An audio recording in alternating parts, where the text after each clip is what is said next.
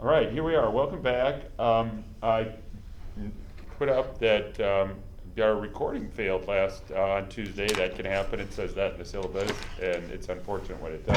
And it just didn't get it. I couldn't rescue any of it, so we lost that. And we just got to roll on with what we can roll on with. And so, that rarely happens. Hopefully, it's okay. It looked like it was fine. I checked it on Tuesday, so I don't know what went wrong. But anyway, here we are.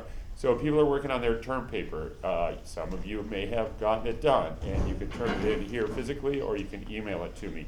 I already posted on Brightspace last week that if you don't have it done, you can turn it in, the next week, and you'll likely email it to me. When you do that, make sure, or however you turn it in, that I get a link to the research article that you wrote it on, and that should be in the bibliography. It only has to be in the bibliography once, right? You refer to it again and again and again, but it only has to be in the bibliography one time.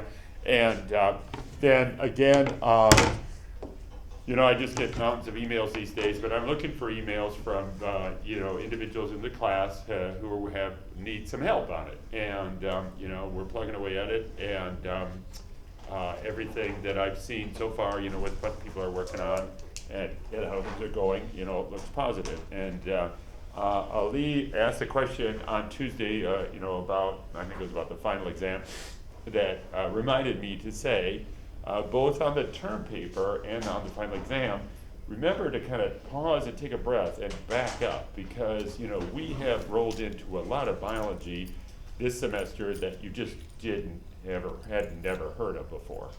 And the most important thing, and both the term paper and the final exam, is to show me that you got on board with that learning from the beginning, right? Not from the latest detail of this or that.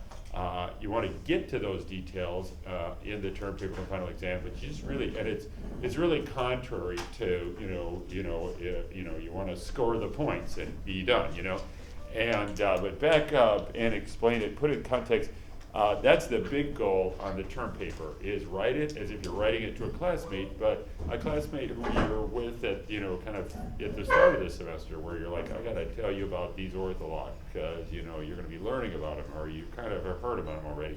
But, like that, and written in a style like you'd write on an exam. And the big goal is to connect that research article with what we've learned in our course. That's what I'm looking for. And I said before, the style and the format is up to you, and just make sure that you refer to stuff in the papers where you have sources, and you list them in a bibliography, and it could be any format, and it could be any source. It could be stuff that came up in our class, and you just say Developmental Biology class, fall of 2024, or our book, or some other class you had, or any website, or any TV show, or anything like that.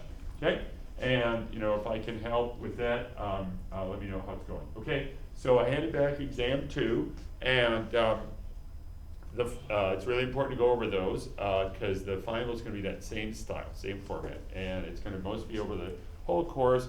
We've got some new material in the last 2 weeks of class, and that's mostly going to be from chapter 10, and that's about organ development. And as part of that, we are talking about a little bit about chapter 12. You do not need to look at chapter 12. We're talking a little bit about neurons, because there are nerves in our arms and legs, and we want to include those in our description of how limbs develop, because that's a big part of chapter 10. And there's our final exam. It's 2 weeks from last Tuesday. In here, it starts at 8. If you don't get in here quite at 8, come in when you get in here, and we'll just get going like that. Okay. So we are, and then there's this internship that starts like now, and I described that on Tuesday, and it's with people at Maine Health, which is what runs Maine Medical Center, and they're setting up, I think it's about April 17th, a opportunity, like a afternoon opportunity to learn about careers, any kind of career in healthcare, and it's focused on USM students. So we're really trying to put our best foot forward, because they have so many opportunities for both internships and hands-on experience to explore careers when you're in college, or build toward a career while you're in college, and then jobs in Maine after school like that. So They have an intern, and it's a new thing, and if you're interested in it, let me know. I still haven't had a chance to put up signs around the building. I'll do that too. So then we're talking about just introducing a little bit about neurons and the nervous system in all animals. And it's very, very similar based on this evolutionary tree. A lot of the cell biology of the nervous system on our planet are the same, really plant. And then a lot of these molecular factors that we're interested in, like cell adhesion molecules, these are some old time cell adhesion molecules that are just gigantically significant in doing what? In building every nervous system on our planet. And it's pretty amazing to think about, it's one thing to say, oh, you recognize that you weren't here 100 years ago. Not here at all. And our course is about how you showed up. And you showed up in this process, this slow process, and you can point to any body part and it's the same thing. Our brains showed up, during fetal development in a slow developmental process and put together our fancy brains. You're conscious now. Did your consciousness arise like click? No way. It came somehow just sort of slowly emerging during fetal development to become the you that are you, So it's super fascinating. So I just want to go to this drawing because we had to introduce some terms because these are some terms of what are the cells involved. There are neurons that carry the nerve transmissions in all of these cells, and there are 4 kinds to be represented here. And then there are also surrounding them are helper cells called glia. And that's the complete nervous system in our bodies and every organism, any animal on planet. There's some blood vessels going in and stuff like that, but the central nervous system is a couple trillion cells of neurons and glia. And so from this, you can see to build a nervous system, we got to do, and there are really 3 things we got to do. And the 3 things are listed here, and we're just going to talk about that. So we're going to have to make the cell, so there's going to be proliferation, and then there's going to be specification, determining what this cell is. There's going to be a sensory neuron, interneuron, motor neuron. Which motor neuron? And that's told as the cells divide. Then there's going to be this growth of the axon and dendrite to make connections. And that's called process elongation. The general term for an axon and dendrite is a process, so they're going to grow these processes out. Another term for it that we use is it's called path binding, because that's literally what they're doing. They know what they're trying to connect with. When the neuron is born, when the motor neuron is born, it knows which motor neuron it's supposed to be, and it tries to make connections with the cells that it's supposed to be. And the third is when it finds its target, it makes that functional connection. It makes that little gap between the 2 cells that's called a synapse, and it's a specialized way to communicate. I know they also brought up a good point that those communications are through signaling factors. Those signaling factors are pretty distinctive for the nervous system, so they haven't come up in our course, but it's the same thing where one neuron is a source cell and it rapidly communicates through neurotransmitters across the synapse to the next neuron. And so we have that architecture now, and we're gonna now talk about the development, and we're just gonna go through those 3 steps, and we're just gonna feature a highlight of each of those steps to give us a little more feeling of what developmental neurobiology is like. And so the first one, and again, they're just gonna be simple examples like that. The first one is this, and proliferation. And the way the nervous system is built is there's a stem cell, and sometimes the stem cells divide symmetrically to produce more stem cells. And if we look along the neural tube of a vertebrate, and neural tubes are only found in vertebrates, they're nervous systems in invertebrates, but they don't form this neural tube that's induced by the notochord that's only found in vertebrates. And so the neural tube is hollow, so it's kind of like a garden hose, and it's the cells that are dividing, the stem cells are on the inner lining of that. So the inner lining of that, those cells are dividing, And here we have the anterior and posterior. So naturally, in vertebrates, this region up here, the anterior region, that's going to make the brain. And you know, there's a big change in the brains in the nervous system of vertebrates. And a big part of that is in this anterior region of the neural tube, over evolutionary time of the vertebrates, there's lots more of this symmetric stem cell division. So it's really fascinating. How do you get a big brain? You have to have a lot more stem cells. We just have huge number of cells in our brain compared to our spine. And so there's a tremendous proliferation of stem cells by this symmetric cell division. Great. So there's going to be some of that that's really important as part of the story of making a nervous system. And then the next thing is that, and I think we'll go over to this bigger page and do this because we're going to probably want some color. Is that then we also have this, you know, the stem cells are just going to divide asymmetrically over and over and over. And so they're self-renewing and they're making precursor cells now. And there's these precursor cells are going to form all the neurons and glia. And so often these precursor cells divide multiple times themselves. So they expand that precursor population. And here's the key thing for us that's new for us, is that we've so far learned that these stem cells are just self-renewing, right? It's a muscle satellite stem cell, and it's just dividing, and in that case it's just making precursors for muscles. And it can do that any day of your life. Here's a feature that's pretty distinct to the nervous system, and that is the stem cell is counting the divisions. So this is the first one, and so that precursor is precursor A, and then B, and then C, just like that, and they're different. And that's a big part of specifying the fate. Which neurons are those precursors going to make? And it's the stem cell that's changing.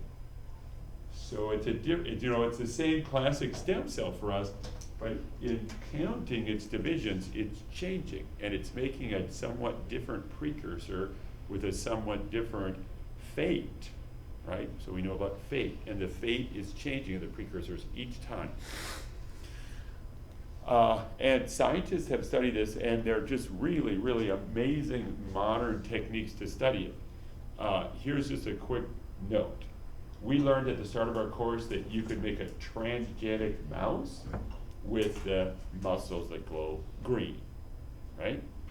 There's a technique they call confetti, where they can make a transgene, and every time the stem cell divides, the precursor is a different color. So just really, really cool molecular genetic transgenic tools to learn about the nervous system, right? Nervous system is really complex. There's a lot of a lot of neurons in our brain. But there are so many tools to just go in after them, either in a mouse, very close to us, or more likely in a simpler model organism like a fruit fly, zebrafish, C. elegans. And yeah, there's really fascinating to see all the work being done. Okay, so that's what we want to mention about that. Proliferation and specification. It just gets done like that, boom.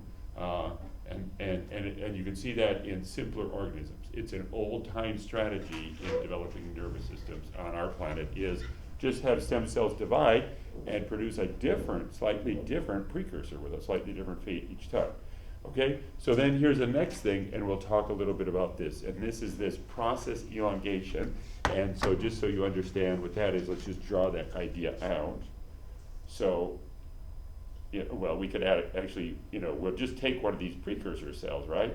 And so here's a cell, and it just got made. There it is. It's got a nucleus. There it is, get made. And it knows what it's supposed to do. It's supposed to make connections.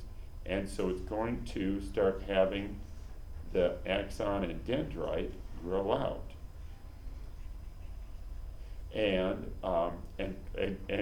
travel to make connections. So the cell body doesn't move.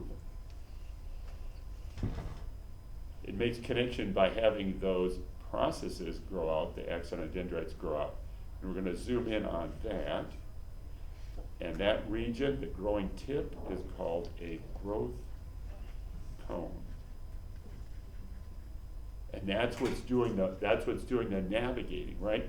This precursor cell knows what it's going to connect with, and it's reaching out with these growth cone tips to locate, say, the big toe muscle, navigating along and making that path. And so let's look at a couple slides about that. So here's just an image from our book, in that chapter we don't have to look at, and there's the cell body. And here's the growth cone, and we see pictures like that because these are filopodia and lamellipodia.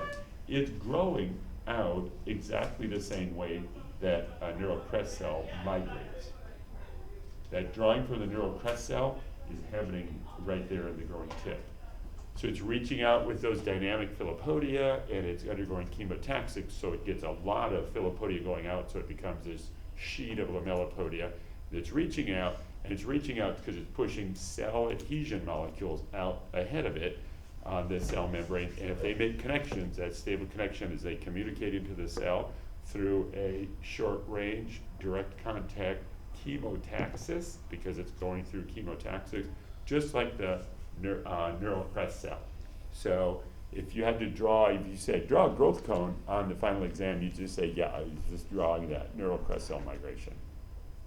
The neural crest cell, the whole cell is moving, importantly for neurons, not the whole cell, it's just that tip that's growing, okay?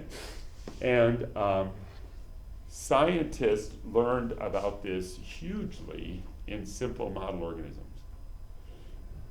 In us, vertebrates, the neurons are all in the central nervous system or nearby it in the peripheral nervous system, the dorsal root ganglia.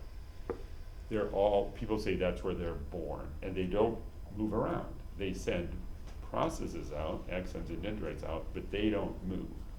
This is different. This is a limb of, it turns out it's a grasshopper, because that's what scientists at really famous universities like Berkeley and Harvard, back when the, say, 1960s, were figuring this growth out, because in lots of invertebrates, their peripheral nervous system, the neurons are out in the limbs. And that's cool because they're not in that crowded central nervous system. It's just an individual neuron, and they can tag it, and they can watch it growing. And so, very different. That's just an important idea that the peripheral nervous system is in the periphery for lots of invertebrates, especially insects like grasshoppers and fruit flies and so forth. And so it's just showing this. And so what's growing out here would be the dendrite. There's going to be a sensory neuron, and it's going to be bringing information to the central nervous system. And it just shows it growing, and it's showing a couple features of it. And one of the features is that there are these short-range cues, again, just like a neural crest cell. Chemotaxis involves direct contact, short-range cues with the extracellular matrix and other cell adhesion molecules, and also long-range cues, so molecules that get released. And for this guidance, the cells that are the source cells, and we'll just try to draw this out a little bit, the source cells are called guidepost cells. And they discovered this first in simple model organisms and then showed it's the same in all animals. Whether you're out in the periphery trying to navigate or in the crowded central nervous system, there are these guidepost cells. And so let's just draw that concept out. And on a final exam, a fill-in-the-blank question could be, what are the cells that release signaling factors that help the growth cones of neurons migrate? So here's the neuron, and here it is growing out an axon or a dendrite, and there's the growth cone. And this is going to be the target cell. And then here's this other cell. And this other cell is just its job, as part of its development, is to function as a guidepost cell. And it's going to release a signaling factor. And some of them are the ones that we've learned about. There are other ones also. And it releases that. So it's just a source cell. And there's a concentration gradient of that signal that it's releasing, lots of it by the source cell, less further away. And then the neuron on the growth cone must have receptors for it. And it's chemotaxis, and so this guidepost cell could be releasing a signaling molecule that makes the growth cone grow toward it, and that would be chemoattractant. Or a different guidepost cell can be releasing a signaling factor that makes the growth cone grow away from it. And that would be chemorepellent.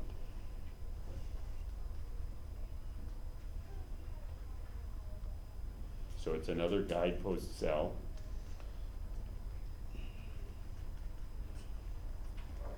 And in this pathfinding process, the chemoattractants and the chemorepellents are big-time orthologs, ancient molecules. And that's one of the things that's shown on that original evolutionary tree is when did some of those famous chemotactic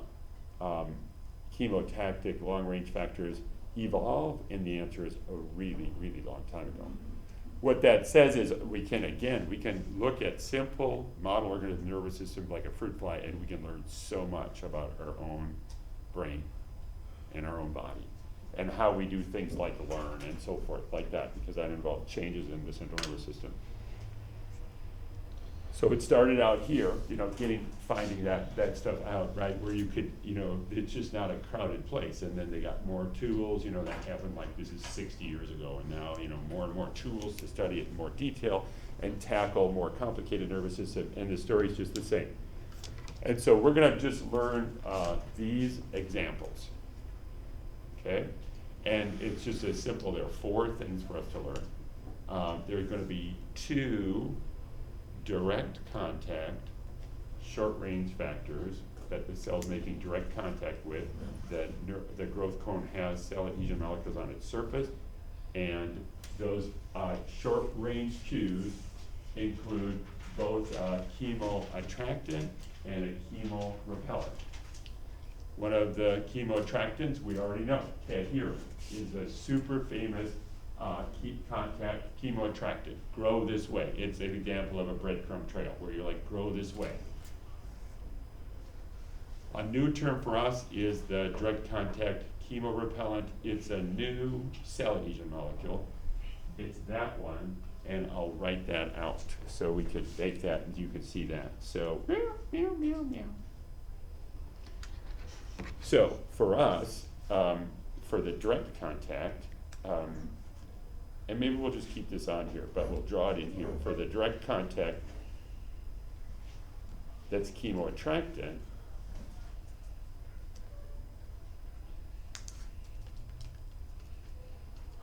we're going to be talking about cell adhesion molecules in that. And with the direct contact one, of course there are many, but cadherins are a great example of a direct contact.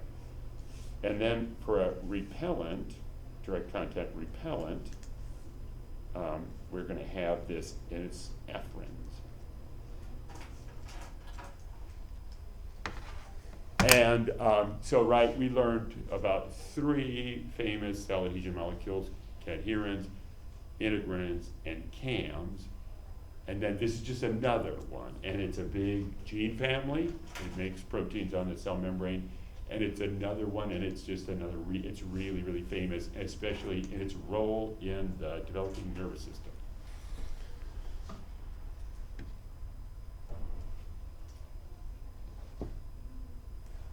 Okay? So then let's get to this one and say, those are direct contact. And then for the long range cues, we just want to learn, and there are going to be two new words for us, but also really important ones. And so these are like signaling factors. It's not wind, it's not sonic hedgehog, it's not TGF beta. The chemoattractant we're going to learn is called netrin, and the repellent is called semaphorin. Just to kind of underscore that, because we're going to want to talk about how the neurons grow into the limb as the limb develops in chapter 10. So let's just add that to the little drawing. So for our direct contact, or I mean our long range contact, the chemoattractants are going to be the netrins. And I say netrins because it's a gene family that makes a variety of proteins. And then the repellents are the semaphorin. And there are gene families of paralogs, because a long time ago they evolved, and they're very useful in growth cone navigation. Their role in chemotaxis and their role as a guidepost cell. And because of that, as nervous systems got more complicated, it was a natural selective advantage to have gene duplication of the netrin gene over and over again to make a family of really closely related netrins that could give information in more detail.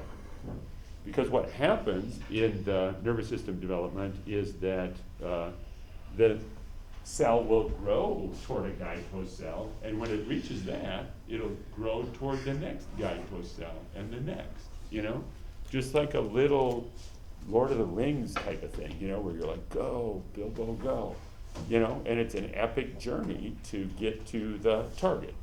And so that's what we want to say about that. And the next thing we want to say is that what we drew, that was first discovered in, we'll say, insect limbs, because they're, you can just cut off a limb of a grasshopper and study it, right? And it's just a couple of neurons and you're studying it directly. But they've managed to look inside the CNS, and the story's the same. And we'll just learn one example of inside the central nervous system and the story being the same.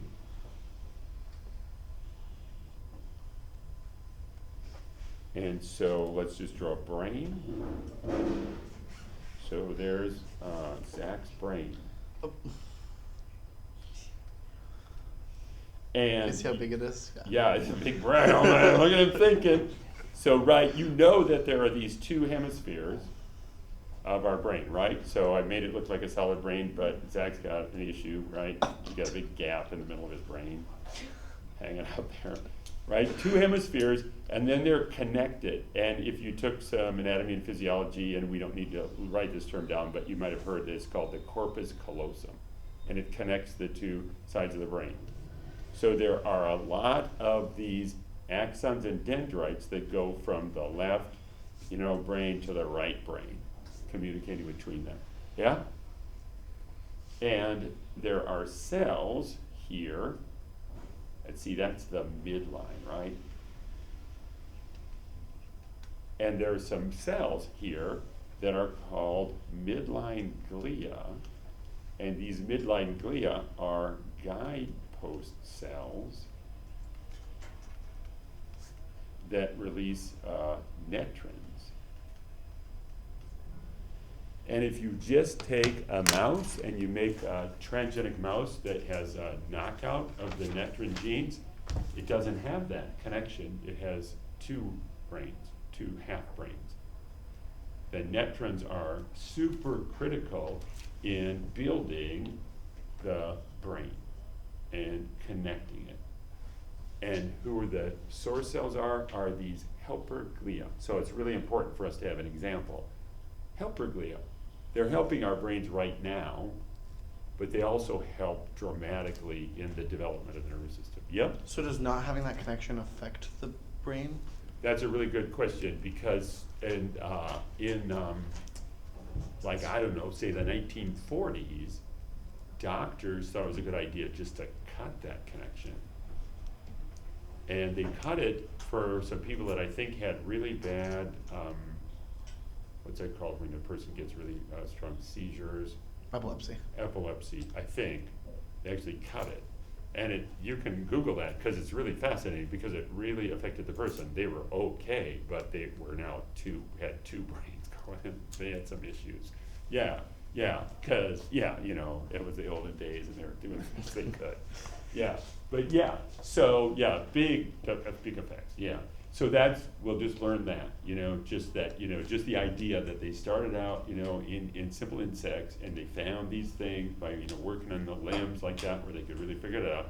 And now they can look into complex nervous systems like a mouse brain or a human brain. And the midline glia play an important role as guidepost cells for the central nervous system and those connections, okay? So just a little bit of indication about that kind of stuff, okay? And then we'll just go on and we'll talk. Let me show you that slide again. We'll talk about that third idea of just making the connection. So that's called synaptogenesis. You found the target, the axon from the motor neuron has reached the toe muscle, and it's going to make that synapse. And that's the sort of third process. And just to show you an image, and you don't have to scramble to write this down, but it's from our book in that chapter 11. And it just shows, here comes the growth cone, and there's the target muscle, and they're going to interact to say you reach the target. And a really key concept is that they're communicating with each other, and through signaling factors. So there's a set of signaling factors that are famous when they make that connection. And we're going to learn the name of one of them. And so the muscle is going to be releasing something that's called, it's going to be releasing something called, a signaling factor called nerve growth factor, NGF.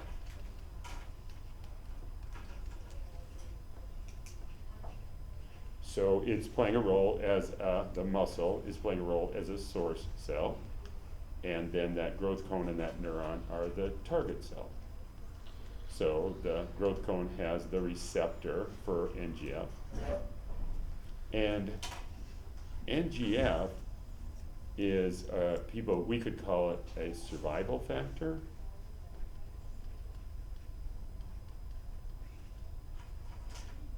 It has an odd official term, general term. These are called trophic factors. And they're not telling the neuron anything except you reach your target, so don't go through programmed cell death. Because another central concept in the development of animal nervous systems on our planet is that many neurons don't find their target. Our bodies and other animal bodies make extra neurons because sometimes they make a mistake and they don't find the target. And if they don't find the target, they'll go through programmed cell death, like we learned about. So they're growing, and at some point they're like, I gotta get that trophic factor or I'm out of here.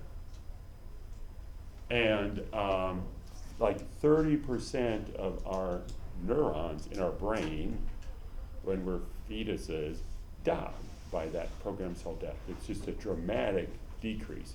And so that's just the last thing, because it's another satisfying use of signaling molecule, and the signaling molecule just is like a thumbs up.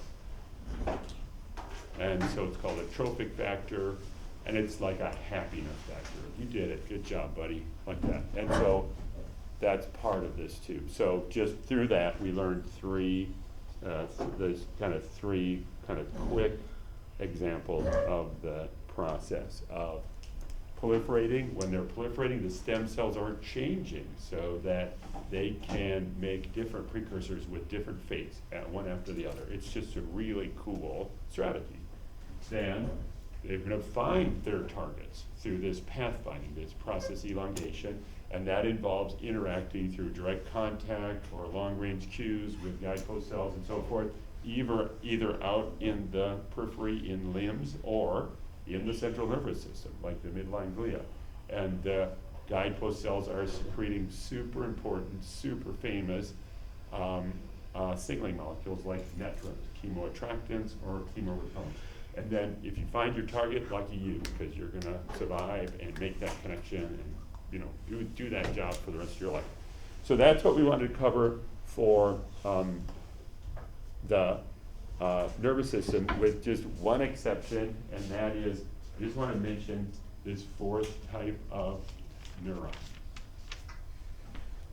But it's good to mention at the end, because what we just were talking about is building that drawing that we started out, where we have the sensory neurons bringing information into the central nervous system, then interneurons processing it and thinking about it, and then motor neurons sending it out. And so it's really hard to think about, but really your only brain output is, might be muscle movement. And you're like, wait a minute, and I'm like, well, I think about talking. It's just fancy muscle movement, It's really, really fascinating to really think about nervous systems and, in a sense, how simple they are with input, processing, and output. And these neurosecretory cells just provide a different non-motor output, non-movement output. And so let me just draw an example of that and show you what that looks like. So we'll do it on here. And so we have, up here, a motor neuron. And there's your motor neuron. It's got a dendrite. It's picking up information from these other connections with interneurons, processing stuff. And then here's that motor neuron. And it's going to make a muscle contract, whether it's your beautiful voice singing or your body running, right? Like that. So this is what a neurosecretory cell looks like. And it looks like the same type of thing. It's getting input and it's going to have output, so it's going to have a dendrites connecting to interneurons. And then here, instead of making a synapse, it just releases molecules usually into the bloodstream.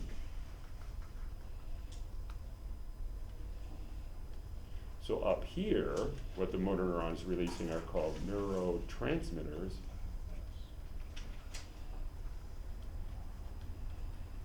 And down here, what a neurosecretory cell releases are hormones.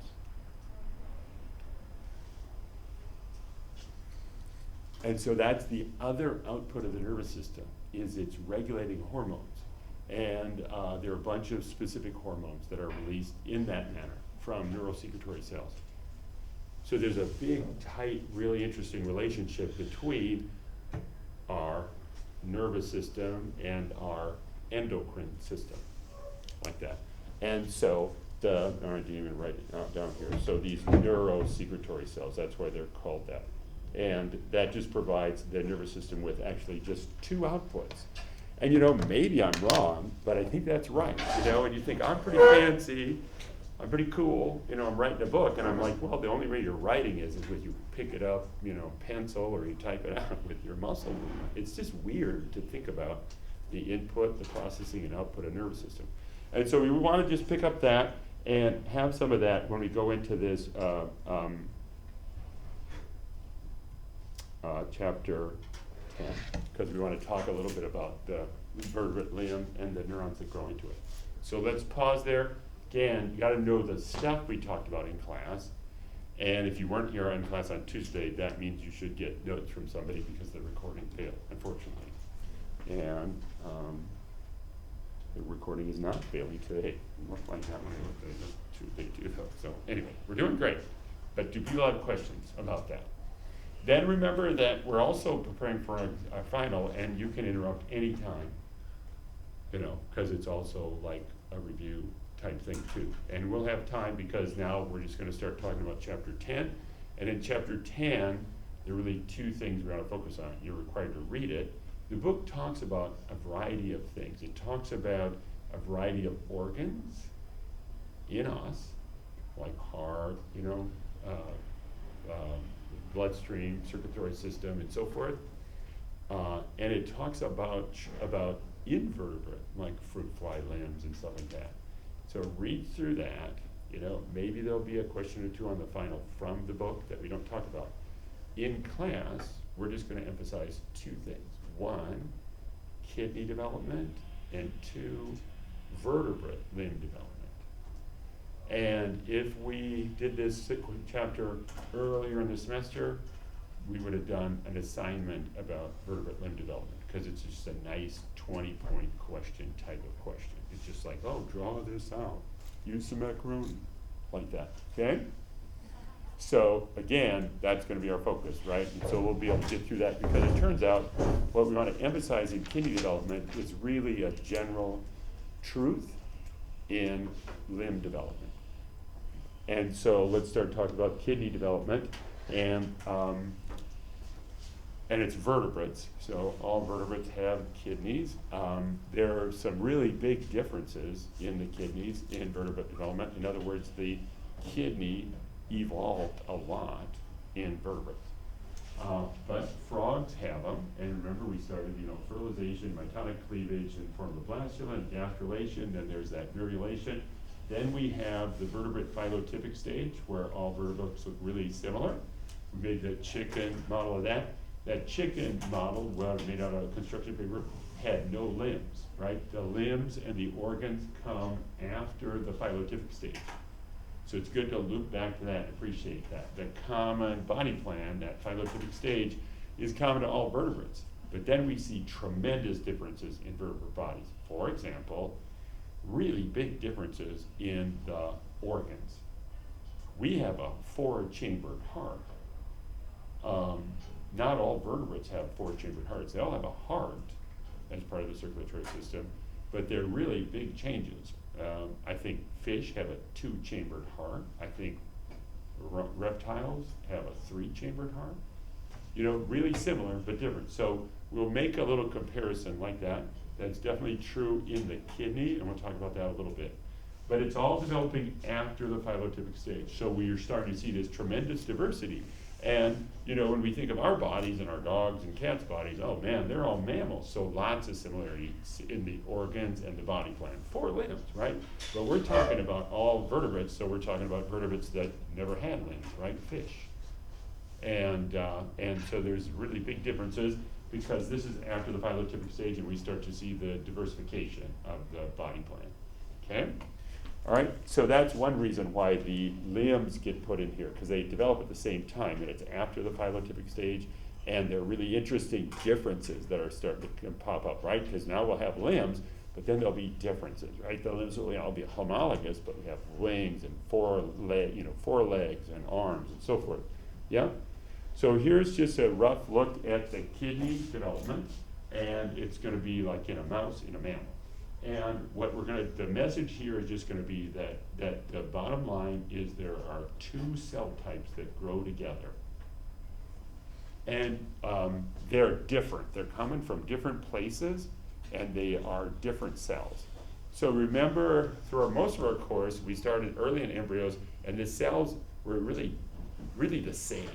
You know, and we're like, these guys got to make some differences. You know, we got to have an anterior, posterior compartment. But in organ development, the key thing is we're going to have cells that have become different earlier in development, and they're going to come close to each other. And then I say they do like kind of a dance, like male and female birds. You know, they do a courtship dance. One will do this, and the other responds and does that, this and that. And so it's going to be this kind of interaction of 2 very different cells, and the way they interact is through signaling factors. So one cell is going to make a signaling factor, it's the source cell. The other cell is going to respond to it, it's the target cell. Part of the response of the target cell is to make a signaling factor. Then, so they go back and forth. Who's the source cell? Who's the target cell? And they just go back and forth, back and forth. And because they started out different, they can respond very differently to each other, and you just get this complicated dance. So what are the two cell types we have to learn about that are used to make the bottom line to make a kidney? And one is going to be called, and maybe they're not, the terms aren't on here, but one is going to be a tube, and it's part of the, really like the urinary tract system that's developing. So one is going to be that blue tube, and then the other is just a chunk of cells. And both of them are growing and dividing really fast. So the kidney is going to start on it's just tiny, and as it develops, it gets bigger and bigger and bigger. And you probably know that the kidney is made up of many, many little filtering units, and they're all essentially the same. They're called nephrons, and you just make tens of thousands of them. Each of us has about 500,000 of the same type of filtering units in the kidney. And so that's the dance they're doing, is the dance is the tube is growing into the chunk and interacting with it to create and branch and branch and create more and more of these little filtering units. So let's find a place where it says the terms. So the tube is called the ureteric bud. And it's kind of a good term, right? Because it sounds like urine, because that's what it's going to be part of the urinary tract system. And then the chunk, you might remember a chunk of undifferentiated mesoderm is called mesenchyme. So it's the metanephric mesenchyme. And we're just going to learn those terms and then one signaling factor that each of those famously releases. And one we're already super familiar with. The ureteric bud is going to release Wnt. So you remember your Wnt drawing assignment, and there was a source cell. Well, in this case, it would be the ureteric bud, and there was a target cell. In this case, it'd be that chunk of mesenchyme, that metanephric mesenchyme.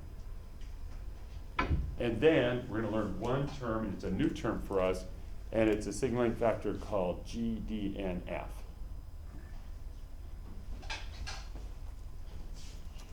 Okay, and so, well, let me just show you this just to give you a feeling of how things look. So this is from our chapter, and the yellow is that ureteric bud, and it's growing into that metanephric mesenchyme. And part of it is that the metanephric mesenchyme, that's a chunk, is going to go through a mesenchymal to epithelial transition. Transition is going to help make part of the tube.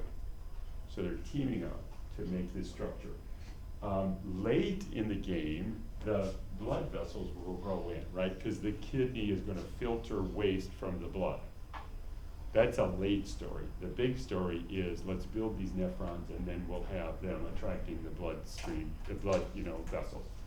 So it's just those two cells, source cell and target cell, and they just go back and forth. And so on here, we could just draw out that,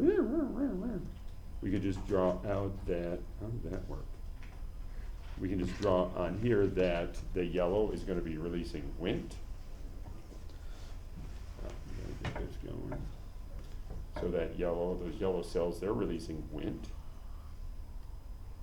And then the kind of orange red cells are releasing this G, D, and F. Okay? Just those two terms. And the concept to be able to explain to that they go back and forth. And we don't have to learn this, but in its really small type, you can see maybe just that there's just a whole bunch of signaling factors that, get secreted over time, one after the other, because they're doing this kind of dance, back and forth, and that's just super helpful in building this complicated little structure, this filtering unit. Here's an image from just some review, and it's showing that little ureteric bud growing in, and it's growing into this chunk of mesenchyme. The ureteric bud is releasing Wnt, the metanephric mesenchyme is releasing this GDNF. And both are growing really fast. So it starts out, that chunk is just a little tiny chunk, like microscopic, and it's growing, growing, growing. So as the ureteric bud grows in, it's proliferating and it's branching in, and at the tips of each branch, it's making one of these filtering units over and over and over again. Yeah, this would be an example where to study the kidney, scientists do a lot of this kind of research where they will tag those cells like that. So you can just see, I see what you did there. You made a transgenic mouse where the ureteric bud would glow green and the metanephric mesenchyme would glow red. That's really helpful when you have such a kind of complicated environment where you have many of these little filtering units forming over and over again. Some form early, some form late. Another thing we just want to mention here is that GDNF is a cool thing because it's very important for kidney development, right? That's what we're learning. It's very important for kidney development. But this is what it stands for, and you'll just be like, oh, wow. It stands for glial-derived neurotrophic factor.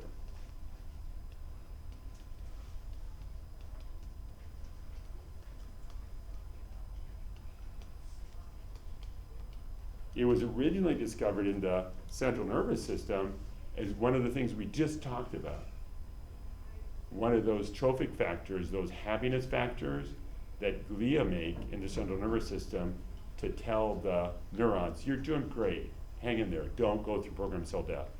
And that's just a good one, so you could say at parties, here's something cool. Some of the same factors that are involved in kidney development are involved in brain development. And that's just true. That's true for Wnt. Wnt is involved in, like that, blah, blah, blah, blah. But this is just a memorable example. It came up one year, several years ago, where we were down, the students in the lab class part of this, we went down to a tour, Maine Health and Super Research. And the scientists down there, at that time, there was a nervous system researcher on one side of the hall and the kidney researcher on the other side of the hall. And we talked to the neuro researcher and we talked to the kidney researcher. And they each separately took us out in the hall and they said, look at this. On this side of the hall, we have research posters that graduate students did making discoveries in the nervous system. And on the other side of the hall, we have posters that other graduate students did making research discoveries in the kidney. And they're studying the same signaling factors. Because it's not just GDNF, it's a whole bunch of them that are used over and over and over again. And that's one of the key things. They're like little tools that can be used repeatedly. And so they often were originally discovered in one setting, and then they get discovered, they're doing another job. So they have kind of an old school name, GDNF. But that's what it's actually standing for. And so that's just a satisfying and hopefully memorable example for us to pick on for kidney development. Okay? And so that's really what we want to get out of kidney development. I want to just talk about some modern research in kidneys because people are working really hard on growing kidneys in a dish with stem cells in a dish. And we talked a little bit about that. Let's take some induced pluripotent stem cells and we'll see, if we can grow a new kidney for Jeffrey in a dish, right? And he won't reject it, we'll just put it in, it'll be his cells. Yeah? But let's pause, we'll do a concept chat, and so you can talk about stuff that we talked about that you think are as important today. You can also start talking about the final exam, and remember the idea that if you suggest questions for the final, and we did that before the second exam, right? We had a concept chat that were just like, let's make some questions on the exam. Did those questions show up in the exam? Yes, they did, right? So perfect. I'm just a super slobby, lazy human being. So you're welcome to do that for the remainder, concept chats. It's just like, let's see if we can get them to put a question on a test, all right? Like that. So talk about what's important today and then, what's important, for the exam too. Anything you want to do like that, that'll be great. And we'll do that for a couple minutes and then we'll have a couple more minutes to talk about kidney stuff.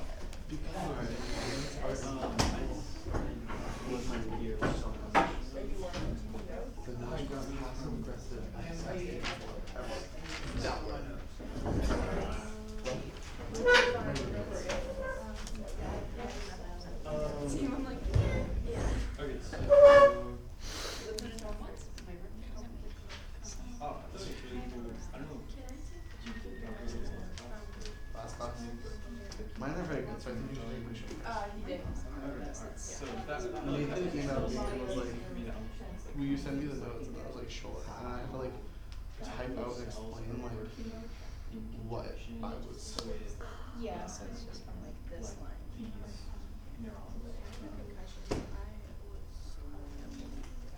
Yeah. The one time. Okay. So what did we talk about? We talked about the nerve cells a little bit. Kind of went back and talked about those. Yeah, and specifically we talked about the nerve circulatory nerve cell, nerve circulatory nerve cell, and its role in the nervous system with the endocrine system. All of that. And we went through like the developmental steps. Yeah, which I thought was good.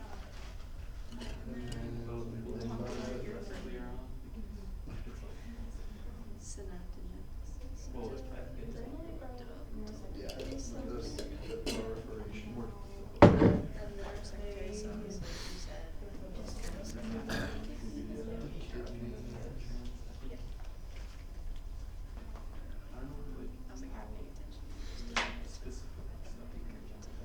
attention. Yeah, no, I know that.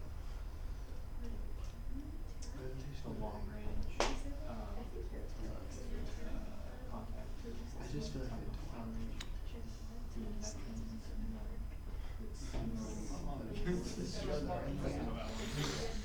You think it worked out for a while, but then it's like, here's a study that like, it's like, I'm like, no, I'm analyzing it. There's not a lot of people who are like, this is exactly what happened, you just need to develop. I'm like, why not? Mine was like, mine was so much about like human applications, not like It's very similar to the CHs, so I try to tie that in a lot. And my friend has this accent when it comes to that's what we sell it, but you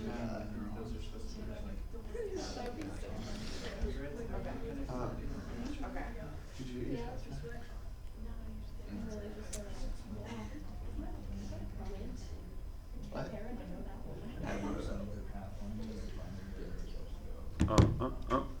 We'll just do this for another minute and we'll just keep on rocking.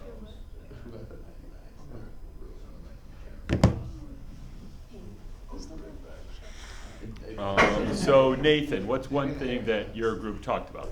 So we talked first about chemoattractants and chemorepellents and just kind of how they play a role in the story of axons and dendrites and then source cells. Yeah, and the big concept there is, we spent time with a neural crest cell migration assignment. And so you have kind of a solid introductory foundation on the idea of cell migration. And cells move that way, any eukaryotic cell moves that way when it's crawling, when it's actually physically moving. It's moving using those same strategies. So these cases, the neurons, the cell doesn't move. It's just that growth cone on the tips that's moving, but it's crawling out that same way. And so it's using the chemotaxis, short range, long range, direct contact or signaling molecules. And of course, there's some very famous ones. Famous because they're so significant in our health and disease, and also because they're just found throughout the animal kingdom. Awesome. And Zach, what's one thing your group talked about? We talked about kind of how we reviewed the types of nerve cells real quick, and then how we were able to find out what the neurocirculatory cell does and how it's related to the endocrine system. Yep. Yeah. So we just got to add that because it's kind of a complete story of the types of neurons on our planet. Is sensory neuron, interneuron, motor neuron, or neurosecretory cell. Yep. And then Brianna, what's one thing you got in group talked about? We talked about a little at the end with the kidney and the ureteric bud is releasing the Wnt, and then the metanephrine mesokine is releasing the glia-derived neurotrophic factor. Yeah. Yep. And I said the full name, GDNF, is great. If you learn GDNF, that's great. I said the full name just because we had just talked about glia And we know what those are. Glia-derived just means glia is the source cell in the nervous system to make a trophic factor, a survival factor, that's this GDNF. And it's used in a different way in the metanephric mesenchyme, just as a signaling factor to tell the ureteric blood cell, you know, let's go, let's dance. Chloe. Do the midline glia like communicate between the left and right ventricles of the brain, or I feel like I missed the function of that? Yeah, the midline glia are guidepost cells during the brain development.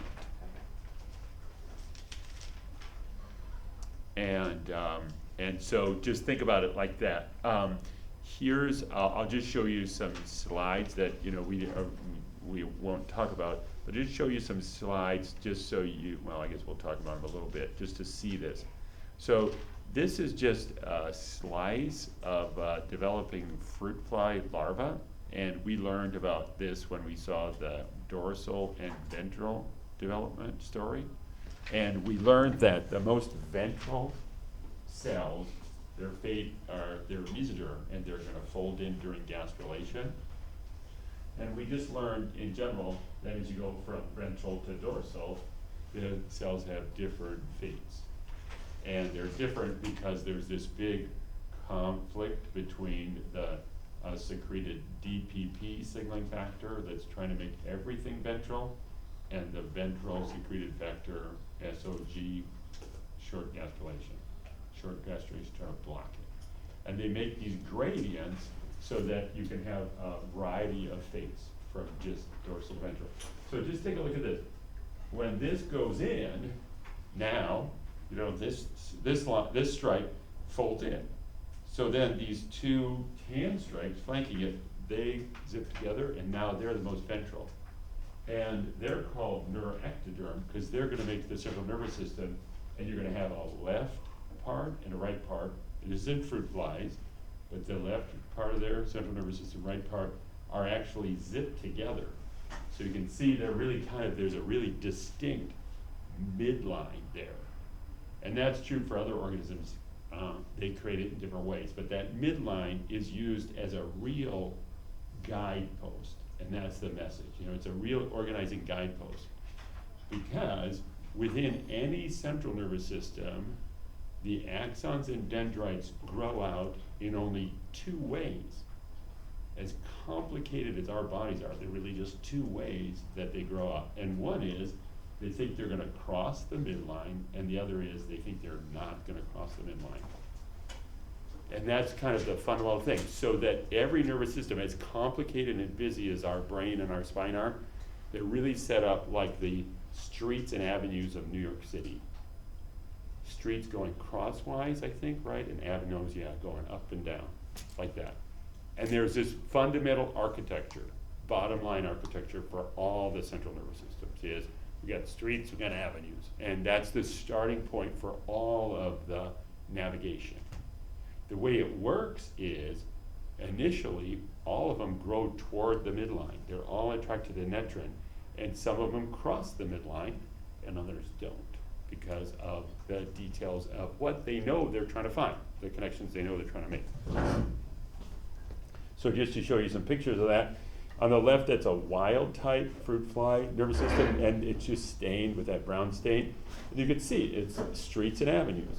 And then on further to the right, those are some mutants, and they're just defective in those communications between the cells, the midline glia, and the cells that are trying to form the neurons. Yep. Yep. Other questions people have about anything? So we have few more minutes, and so here's something that we have to talk about in chapter 10, and about this organogenesis, because when we go past the phylotypic stage of vertebrates, we now start talking about the grand diversity of vertebrates. Some have limbs, some don't.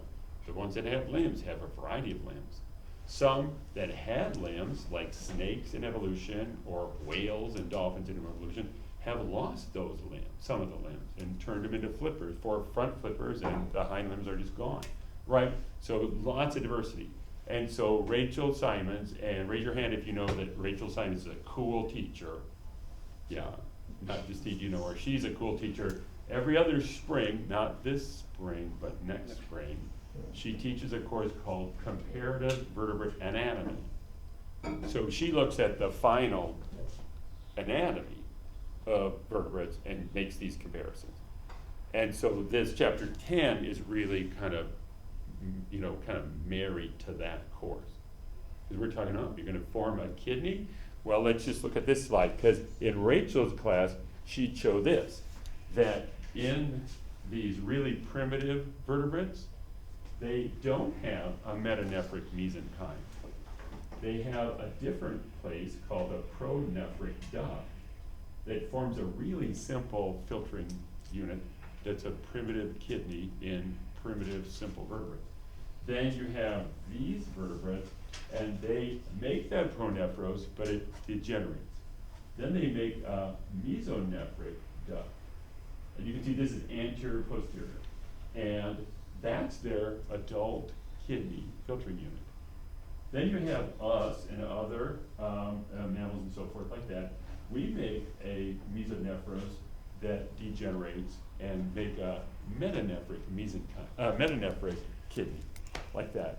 So just the diversity of the story of the adult anatomy is dramatic in vertebrates. Yeah, Jeffrey. I was just, I have a pretty relative anecdote. I have a defect that, so like when your kidneys develop, they start as one, and then as development continues, they separate into Okay. two kidneys. Yeah. I have what's called a horseshoe kidney. Ooh, So, yeah. like, they never That would be separate. lucky. I just have one big kidney, basically. Wow. It's super neat, but I also get super a lot of kidney stones. Oh no. Wow. Is that a thing that is like running in your family? Do you have relatives that ever had that? Oh, just me. Yeah. So that's it. You know, thank you for sharing that. That would be an example, right, of developmental disruption is what they're called. And either it runs genetically, you know, heritable in a family, like there's a gene that's got a mutant allele, or it's something that just happens one time because of some environmental factor. And I think I described in, you know, I had this niece, Emily, that had this sweaty neck, right? And it's not thought to be that it was genetic, but just that we can have these disruptions because development is really a complicated process.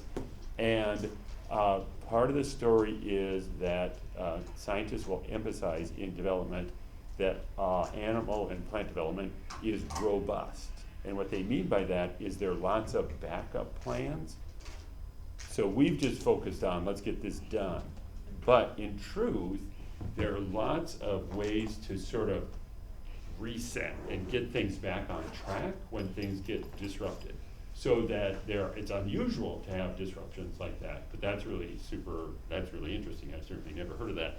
And fascinating to see this variety, you know.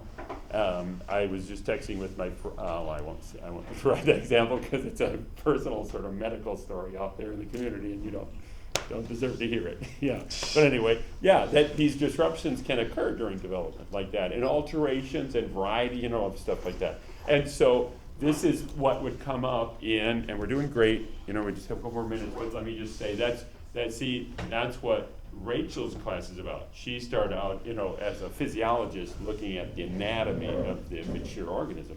And there's tremendous diversity like that. Then here's another thing that Rachel's class talks about is vertebrates that have lived have had tremendous diversification of those limbs like that.